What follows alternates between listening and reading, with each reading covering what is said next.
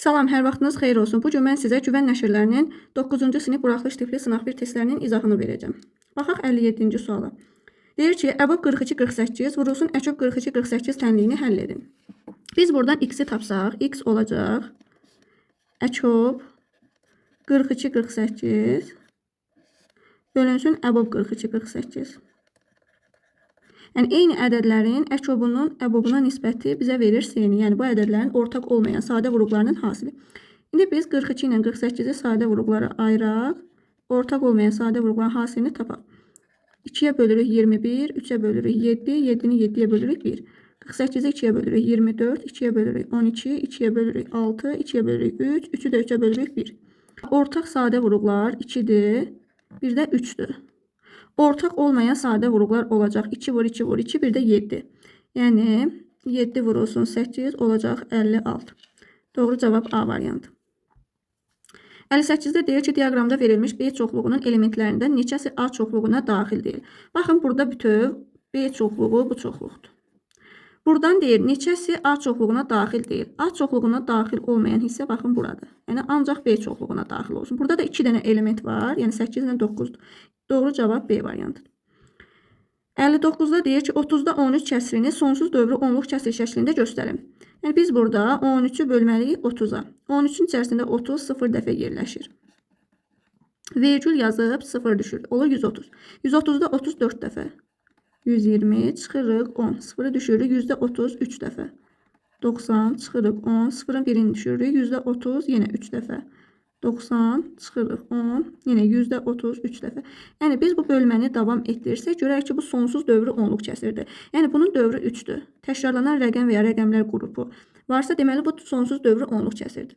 Bizdə də burada təkrarlanan rəqəm 3-dür. Deməli bu dövr təşkil edir. Olacaq belə 0,4 dövrdə 3. Bu qarışıq dövrü onluq kəsirdir. Yəni dövr vergüldən bir və ya bir neçə rəqəm sonra başlayır. Olacaq B variantı. AB 2 rəqəmli ədəd üçün AB üstü xətt bərabərdir 3A üstəgəl 3B olarsa B-ni tapın. Burada əvvəlcə AB 2 rəqəmli ədədinin mərtəbə qiymətlərinin cəmi şəklində yazaq. Olacaq 10A plus B bərabərdir 3A plus 3B. Buradan 3A-nı sola, B-ni sağa keçirdək. Olacaq 10A minus 3A bərabərdir 3B minus B. Olacaq 7A bərabərdir 2B. Buradan alırıq ki, A bərabər olur 2 vur K. B bərabər olur 7 vur K. K-nın da ən kiçik qiyməti 1-dir. K1 olanda A2, B olacaq 7. Bizdən B-ni tapın deyir. Doğru cavab C variantı. 61-də deyir ki, A çoxluğu 168 ədədinin natural bölənlər çoxluğu olarsa aşağıdakı ədədlərdən hansı A çoxluğunun elementi deyil? Deməli, A çoxluğu 168 ədədinin bölənləri. Deməli, bizdə verilən ədədlər 168-ə bölünməlidir. Bizə deyir ki, A çoxluğunun elementi deyil. Yəni, burada verilən ədədlərdən hər hansı biri 168-in böləni deyil. Yəni, 168 həmin ədədə qalıqsız bölünməyəcək. Baxaq, indi biz burada A variantını yoxlasaq, yəni 168-ə bölsək 28-ə. Görək, bölünürmü? Burada düşər 6 dəfə. Daha sonra 168-i bölürük 24-ə. Burada düşər 7 dəfə. Yəni, bölünür. Daha sonra 168-i bölürük 21-ə. Düşür 8. Daha sonra 168-i bölürük 18-ə. Baxın, bu tam bölünmür. Qalıq qalır. 9 dəfə düşür, qalıq qalır 6. Görürsünüzmü? Tam bölünmür. Deməli, 18 168-in böləni deyil. Amma 14-ə bölünür. 168-i 14-ə bölsək olacaq 12. Deməli, doğru cavab D variantıdır. 160 ədədinin 0,35 hissəsini tapın. Ədədin hissəsini tapanda ədədi hissə göstərən kəsrə vururuq. Bunu adi kəsrə çevirsək olacaq %35. İxtisar etsək, onun 35-i 5-ə bölürük 2, 5-ə bölürük 7. 2 ilə də 16-nı ixtisar etsək 2-yə. Olacaq 1, burada düşür 8. 8 də 7-yə vursaq olacaq 56. Doğru cavab D variantı. Aşağıdakı hasillərdən hansı mürəkkəb ədədin sadə vuruqlara ayrılışıdır? Deməli, bu verilən ədədlərdən hər biri sadə ədəd olmalıdır. Yəni, sadə vuruq olmalıdır. Baxaq A variantında. A variantında 13 ilə 11 sadədir, ancaq 15 sadə deyil. Yəni, bu variant doğru deyil. B variantında baxın 9 var. 9 mürəkkəbdir. 13 ilə 11 sadədir. C variantında 9 var, mürəkkəbdir. D variantında 9 var, mürəkkəbdir. Amma Y variantında bu verilən vuruqların hər biri sadədir. 7 də sadədir, 5 də sadədir, 3 də sadədir. Deməli, hər hansı bir mürəkkəb ədədin sadə vuruqlara ayrılışıdır. 64-də deyir ki, NA bərabərdir 7, NB bərabərdir 5 və NA kəsişmə B2 olarsa NA birləşmə B-ni tapın. Deməli, belə bir düsturumuz var. NA birləşmə B bərabərdir NA üstəgəlsin NB çıxılsın NA kəsişmə B-yə. Burada yerinə qoysaq NA-nı verib 7, üstəgəlsin NB-ni verib 5, çıxılsın NA kəsişmə B-də 2-dir. Yəni olacaq 10. Məxrəci 80 olan və 0,2 və 0,25 kəsirlər arasında yerləşən adi kəsirlərin sayını tapın. Yəni, tutaq ki, x olsun bu kəsirlər arasında yerləşən kəsirlər. X böyük olmalıdır 0,2-dən, kiçik olmalıdır 0,25-dən. Bu onluq kəsirləri adi kəsir çevirsək olacaq 10'da 2, yəni 5'də 1, kiçikdir %25, bu da ixtisar etsək olur 4'də 1. Deməli, 5'də 1 ilə 4'də 1 arasında məxrəci 80 olan kəsirləri tapmalıyıq. Bunun üçün 5'də 1 ilə 4'də 1-i 80 məxrəcinə gətirdik. 5'də 1-i 80 məxrəcinə gətirsək, olacaq 80'də 16, yəni məxrəcə bölüb surətə vururuq. 80'i 5'ə bölüb 1'ə vurursunuz, olur 80'də 16. 4'də 1-i də 80 məxrəcinə gətirsək, olacaq 80'də 20. Deməli, 80'də 16 ilə 80'də 20 arasında yerləşən kəsirlər olacaq 80'də 17, 80'də 18, bir də 80'də 19. Bunların sayını soruşur 3 dənə. Aşağıdakı ədədlərdən hansı 9'a qalıqsız bölünür? 9'a bölünmə əlaməti ədədin rəqəmlərinin cəmi 9'a bölünməlidir. A variantında rəqəmlərin cəmini hesablasaq olacaq 17, 7, 24. 9'a bölünmür. 876, 8 ilə 7, 15, 6, 21. 9'a bölünmür. C variantını yoxlasaq 7 ilə 6, 13, o da 5, 18. Deməli 18 9'a bölünür. Deməli 765 ilə 9'a bölünəcək. A çoxluğu üçün aşağıdakılardan hansı doğrudur? A variantında deyir ki, A'nın A'ya tamamlayıcısı boş çoxluqdur. Yəni A'nın A'ya tamamlayıcısı nə deməkdir? Yəni A fərq A deməkdir də. A çoxluğu ilə A çoxluğunun fərqi bizə boş çoxluğu verir. Baxın, A variantı doğrudur. Digər variantlara baxsaq görərik ki, doğru deyil. Məsəl üçün B variantında A ilə A'nın birləşməsi bu boş çoxluq deyil, A çoxluğunu verməlidir. Bu yanlışdır. C variantında A çoxluğu ilə boş çoxluğun birləşməsi bu da elə A çoxluğunu verməlidir. A çoxluğu ilə A çoxluğunun kəsişməsi olmalıydı A çoxluğu. Y variantı, yəni D variantı doğru deyil. Y variantında A çoxluğu ilə boş çoxluğun kəsişməsi A çoxluğu deyil, boş çoxluq olmalıydı. Yəni bu da doğru deyil. 68-də şəkil eyni ölçülü kvadratlardan ibarətdir. Şəklin hansı hissəsi rənglənmişdir? Biz əvvəlcə tapaq görək şəkil ümumilikdə neçə kvadratdan ibarətdir. Burada deməli 6 buradadır, 8 də burada. Ümumilikdə deməli kvadrat 48 hissəyə bölünüb ümumilikdə. Bu 48 hissədən görək neçə dənəsi rənglənib. 1, yəni bunu saysaq olacaq 1, 2, 3, 4, 5, 6, 7, 8. Deməli ümumi 48 eyni ölçülü kvadrata bölünüb və bunlardan 8 dənəsi rənglənib. Olacaq 48-də 8. İxtisar edirik, 8-ə bölürük, olur 6-da 1. A variantı. 69'da deyir ki, A və B qarşılıqlı sadə ədədlər olarsa, A və B ədədlərinin ortaq olmayan sadə vuruqlarının hasili aşağıdakılardan hansına bərabərdir? Yəni, A və B qarşılıqlı sadə ədədlərdirsə, bunların əkobu olacaq. Yəni, əkob AB bərabər olmalıdır A vur B. Əbob AB də bərabərdir 1-ə. Yəni, biz bilirik ki, qarşılıqlı sadə ədədlərin əkobu 1-1-nin hasilinə, əbobu isə 1-ə bərabərdir. Daha sonra bizə deyir ki, A və B ədədlərinin ortaq olmayan sadə vuruqların hasili. Yəni, bu bizə C-ni verir də. Ortaq olmayan sadə vuruqların hasili C-ni tapanda əkob AB-ni bölürdük əbob AB-yə. İndi burada yerinə yazsaq, əkob AB elə AB-dir, əbob AB də 1-dir. AB-ni də 1-ə böləndə elə A vur B hasili olur. Doğru cavab Y variantı. 70'də deyir ki, A və B çoxluqlarının kəsişməsinin elementlərinin sayını tapın. İki çoxluğun ortaq elementlərindən ibarət olan çoxluğa bu çoxluğun kəsişməsi deyil, yəni bu çoxluqlar. Burada baxsaq, hər iki çoxluğa daxil olan elementlər. Bir dənə A çoxluğudur, baxın, hər iki çoxluqda var. Daha sonra C-dir. Daha sonra D yoxdur, E-dir, E elementi, baxın, hər iki çoxluqda var. Bir də F-dir. Hər iki çoxluqda olan. Deməli, A və B çoxluqlarının kəsişməsinin elementləri olacaq. A, C, E, bir də F. Bizdən bu çoxluğun, yəni bu kəsişmənin elementlərinin sayını soruşur. 4 dənə elementi var. Doğru cavab C variantı. 280 ədədinin müxtəlif sadə vuruqlarının sayını tapın. Bunun üçün 280-i bir sadə vuruqlara ayırmalıyıq. 2-yə bölürük 140, 2-yə bölürük 70, 2'ye bölürük 35, 5'e bölürük 7, 7'ni de 7'ye bölürük 1. Müxtəlif sadə vuruqları olacaq 2, 5, bir də 7. Bunların sayını soruşur 3 dənə. D variantı. Bu ifadənin qiymətini hesablayın.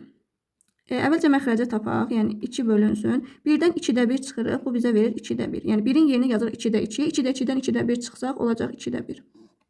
3 bölünsün. 1-dən 3-də 1 çıxırıq. 1-in yerinə yazırıq 3-də 3. 3-də 3-dən 3-də 1 çıxırıq. Olur 3-də 2. 4 bölünsün. 1-dən də 4-də 1 çıxsaq olacaq 4-də 3 bərabərdir. 2-ni 2-də 1-ə bölmək nə deməkdir? Yəni tərsinə çevirib vururuq da ikinci kəsri.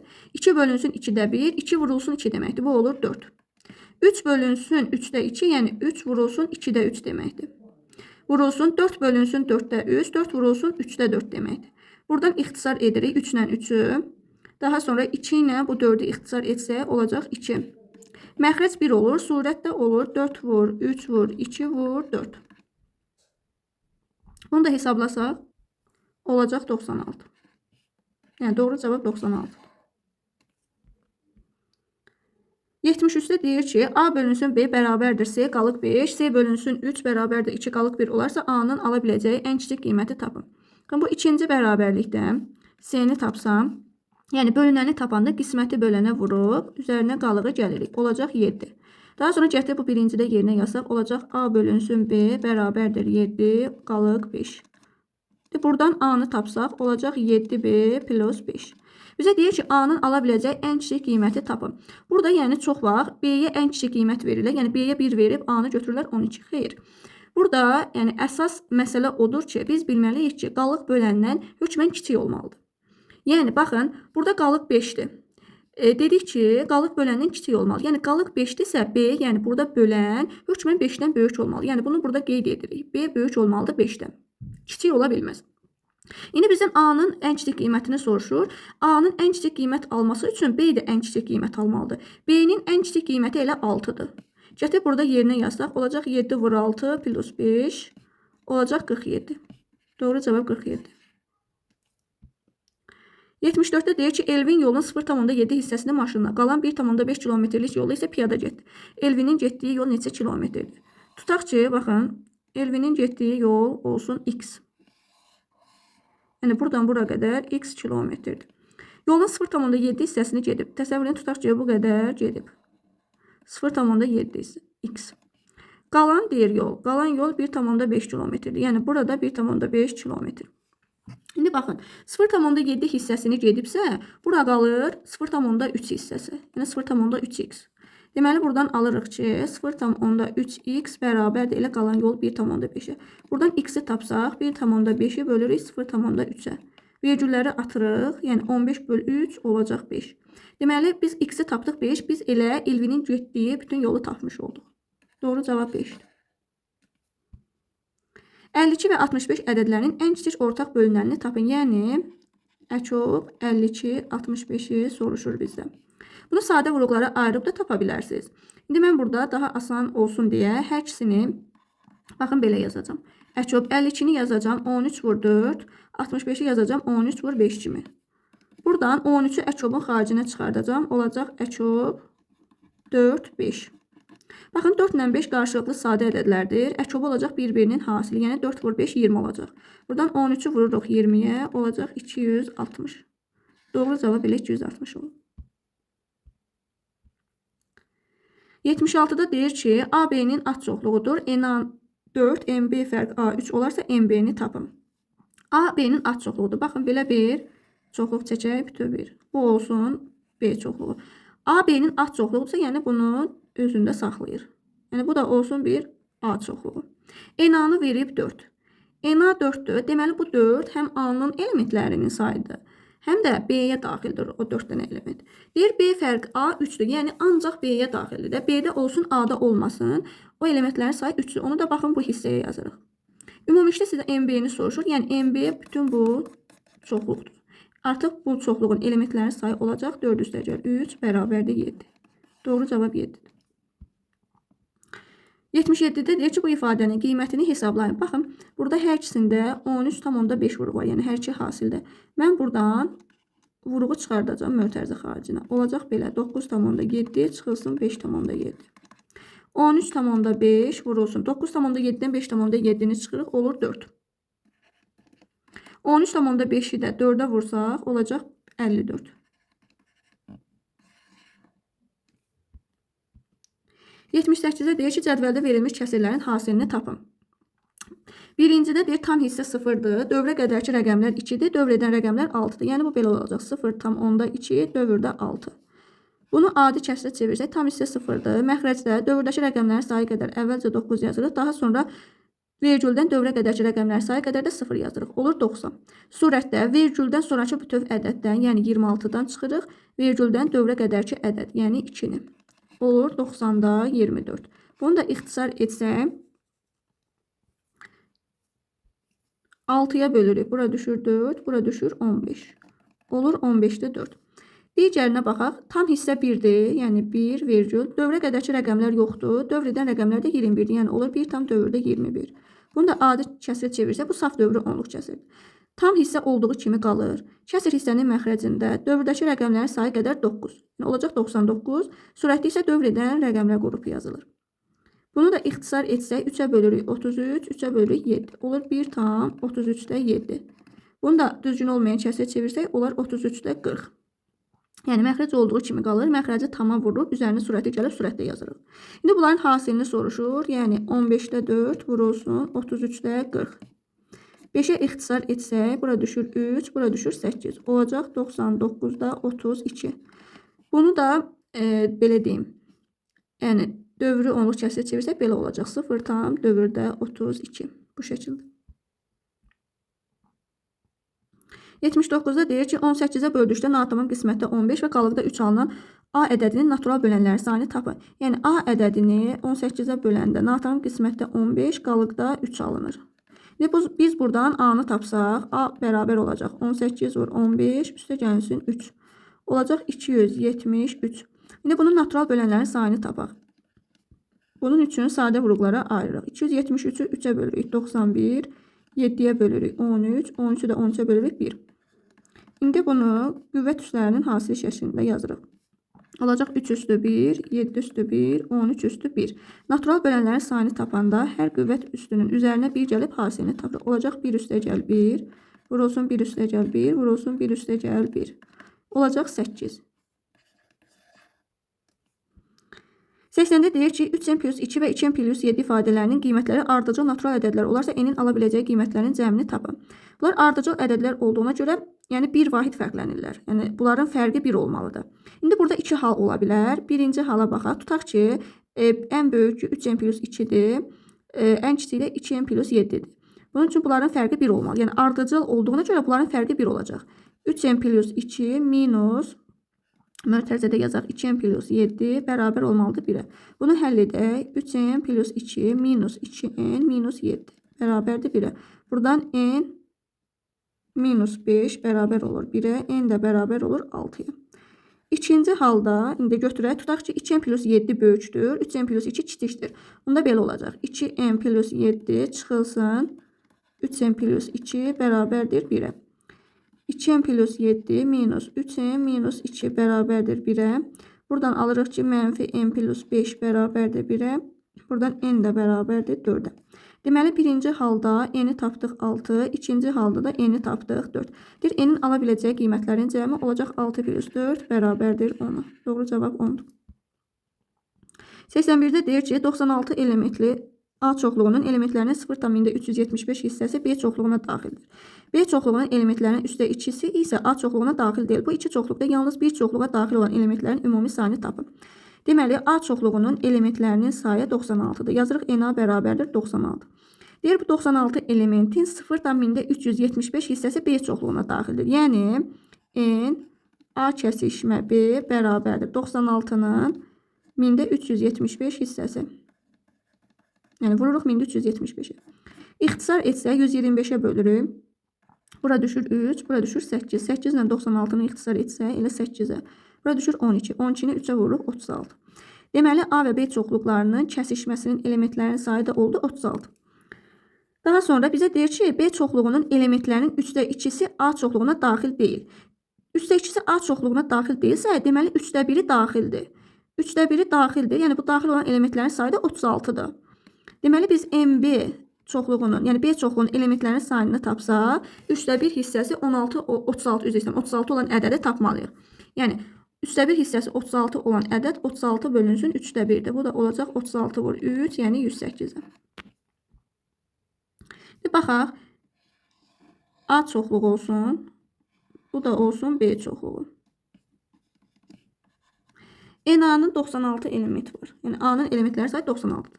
Hər iki çoxluğun, yəni A-ya da daxil olan, B-yə də daxil olan elementlər 36 dənədir. Yəni bura daxildir 36. Baxın bu hissə. 36 dənə element var. Deməli, A-nın ümumilikdə 96 elementi var.